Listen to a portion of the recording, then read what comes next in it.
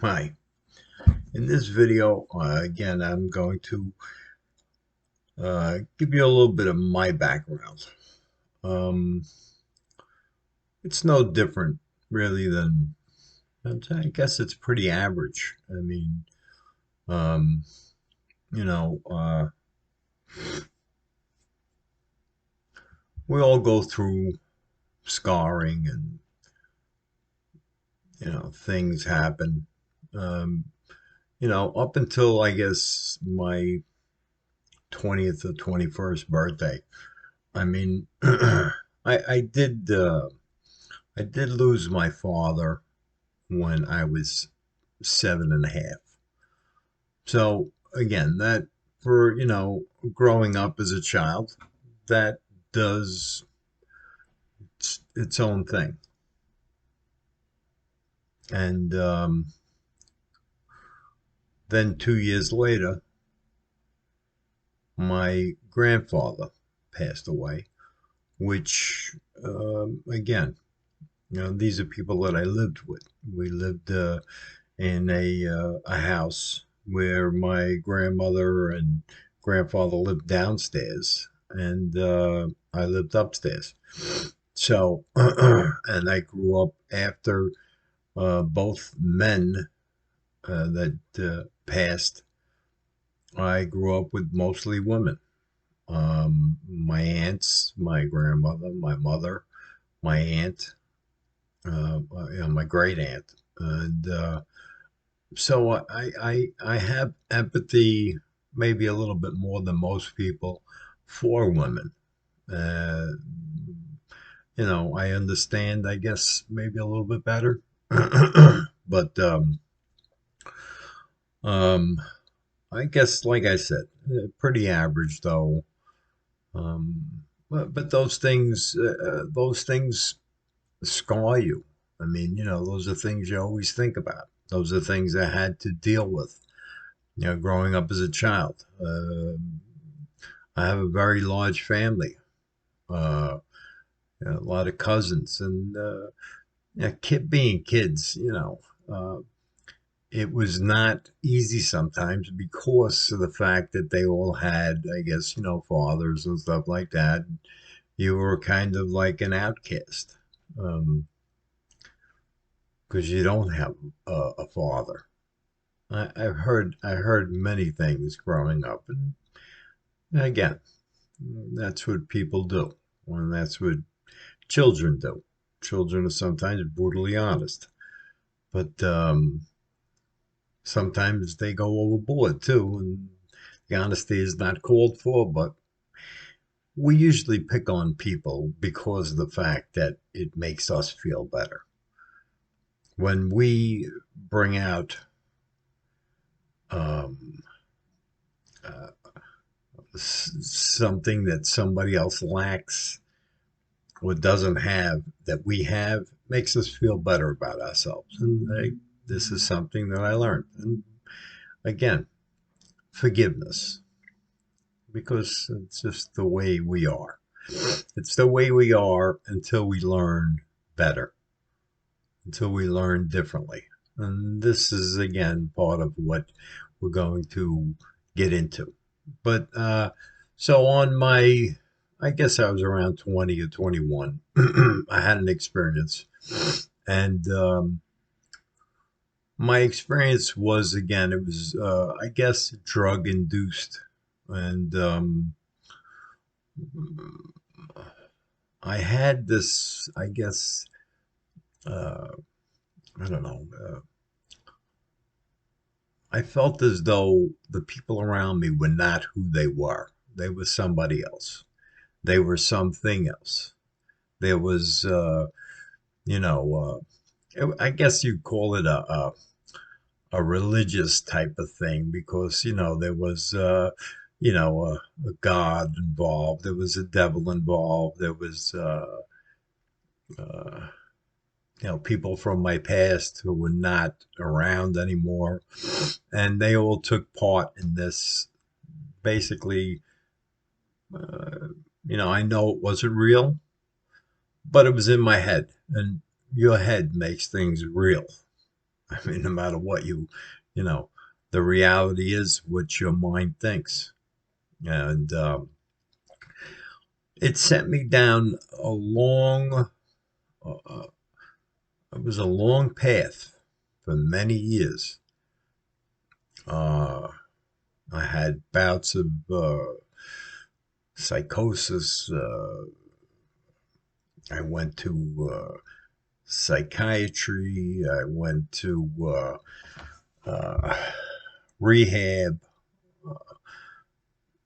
Lots of things. But the biggest thing was not the rehab. I'd realized in rehab that that's not what I needed. Rehab. I needed to speak to somebody about what was going on in my head. It wasn't the drugs that I was hooked on the drugs as much, but there was something else eating at me. Um, and I didn't know what it was. So, um, this is where I guess I branched off and started to get help in that direction. And it was actually it was a good thing. It was actually a good experience. It was exactly what I needed to do, where I needed to be, and I believe that we're all where we need to be. I know that a lot of people are like, "Why? Well, what does this have to do with me?" Or uh, karma, or life. Life is terrible. Life sucks. It doesn't.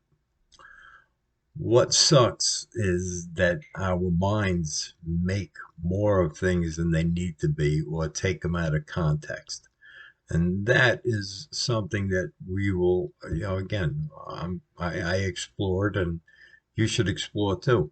But the so I was in and out of uh, mental institutions.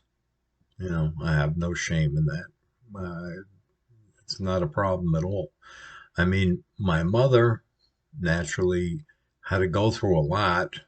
I mean, I was her only son, and it must have been very taxing on her as a single mother, and having a son.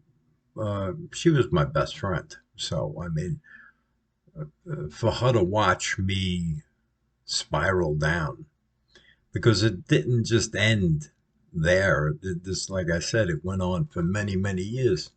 And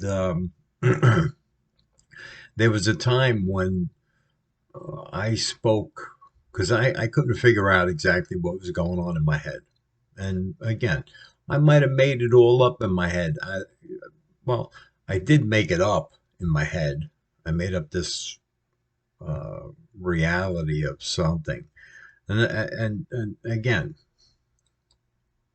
it was, I'm trying to put it in the right perspective for you to understand. It was something that was needed to happen. Everything happens for a reason. This I believe. It might not be what you consider to be what needs to happen, but it needs to happen. It is what it is. If you've heard that expression, I'm sure you all have. It is what it is. But everything happens for a reason. This I believe 100%. We're all on a path. And no matter how we twist and turn, we're all going to end up from point A to point B. No matter how many twists and turns, you'll always end up where you need to be, and you're always going to be exactly where you should be. And everything is an experience, and it's all to build, learn, grow. A lot of people don't grow from it. They just continue to do the same things over and over. Again, if you look at the world, that's what we've been doing. Learn from your mistakes, learn from the past, learn from history. We really haven't, if you think about it. The world just keeps doing the same things, just in different ways. You know, World War One, the war to end all wars. We have World War Two, Korean War, Vietnam. The world goes through at any one time, there's dozens and dozens of conflicts that go on. So they're just smaller, but they're still going on. So do we learn? Yeah, we learn a different way of going about it. The mind is an amazing thing. And again, we're going to speak about psychology and religions and all the beliefs that we hold to ourselves. But let me get back into me and what I went through. So I went to psychiatry. I went to uh, for treatments and stuff, and I'm very, very thankful that I happened to meet with some really good people in the field, and I mean, they were nothing special, but they helped.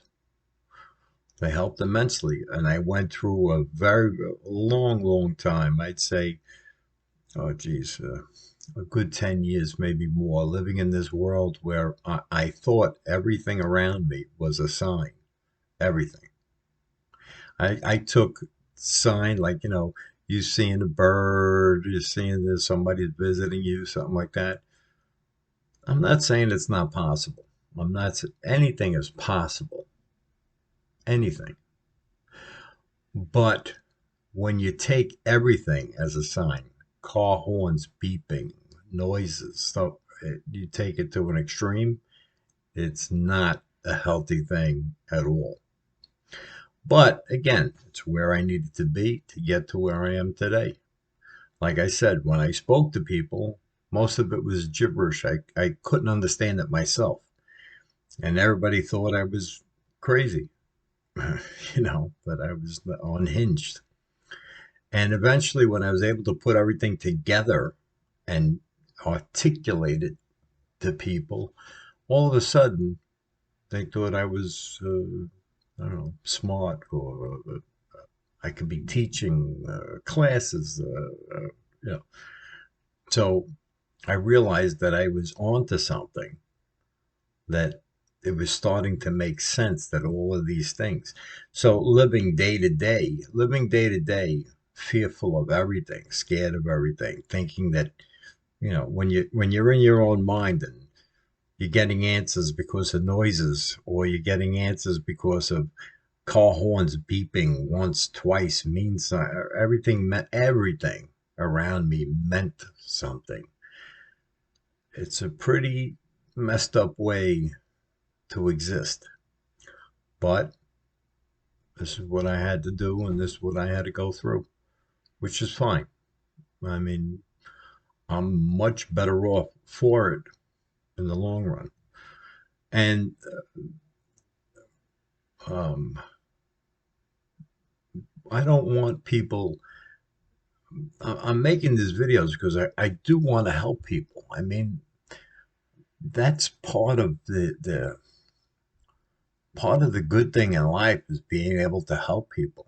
And because of our technology, we're able to help.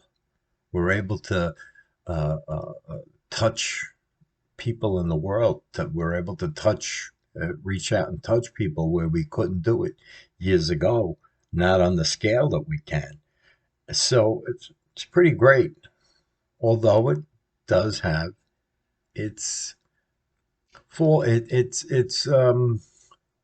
has its issues, meaning we've become okay.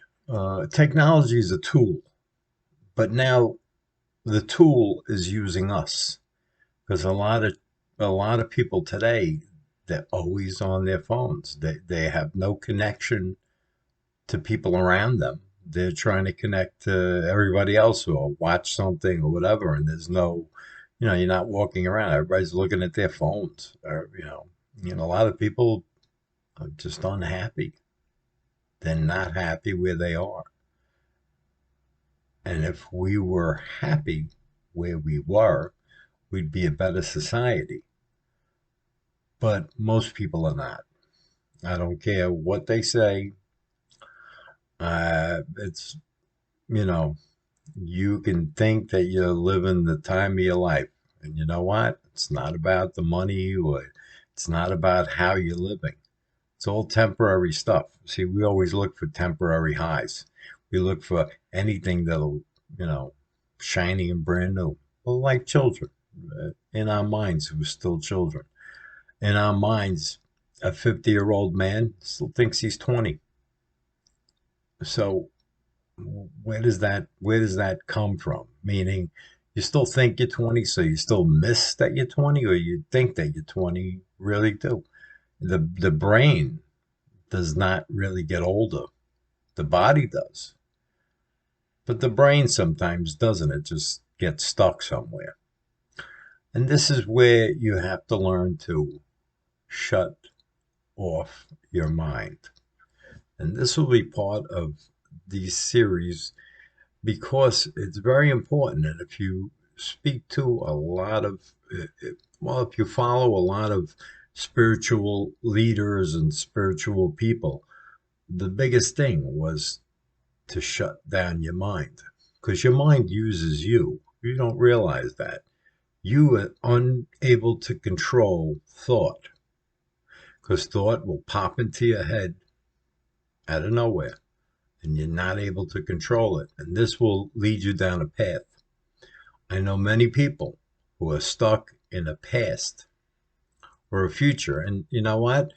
We're going to get into that, how religion and how Jesus had a lot of his parables and stuff were about emotion, about anxiety, about all of those things.